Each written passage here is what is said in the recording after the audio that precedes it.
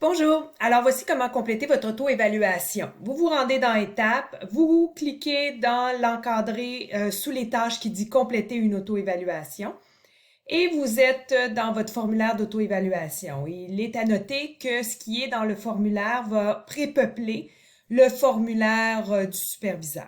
Alors, la première chose que je veux vous montrer, c'est qu'ici, vous pouvez facilement naviguer dans les différentes composantes de votre plateforme. Donc, si vous vouliez, par exemple, consulter un compte-rendu d'une rencontre ou même vos objectifs, vous pourriez le faire, ou les rétroactions que vous avez reçues ou envoyées, vous pourriez le faire facilement.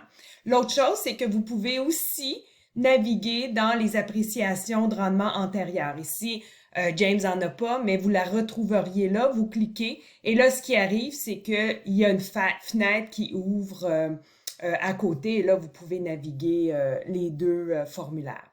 Alors ici, vous avez les informations. Vous remplissez selon l'échelle et vous mettez vos commentaires. À chaque fois qu'il y a du bleu, c'est un hyperlien. Donc ici, si vous cliquez là-dessus, vous allez voir en fait les comportements de la compétence institutionnelle rattachée à votre groupe d'employés administratifs. Alors, vous pouvez facilement là, consulter les différents comportements qui se retrouvent aussi dans le tableau sur le portail employé. Alors, vous complétez.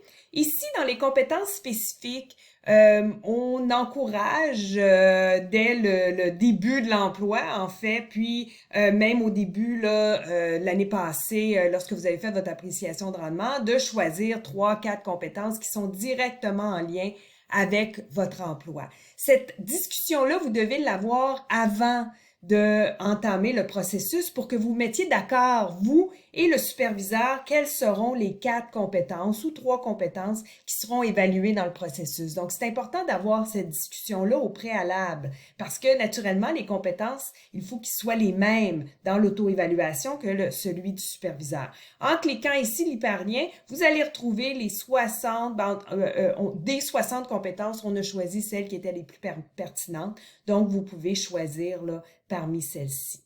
Ensuite, vous continuez à remplir le formulaire. Vous pouvez à tout moment joindre une rétroaction que vous avez reçue en appui, soit à vos commentaires ou les codes que vous avez indiqués. À tout moment, vous pouvez enregistrer votre formulaire et lorsque vous êtes prêt, vous devez soumettre votre formulaire. Il est à noter que le superviseur n'aura pas accès au formulaire d'appréciation de rendement jusqu'à temps que vous soumettiez. Donc, il est très, très important de respecter les délais recommandés. Alors, bonne appréciation de rendement.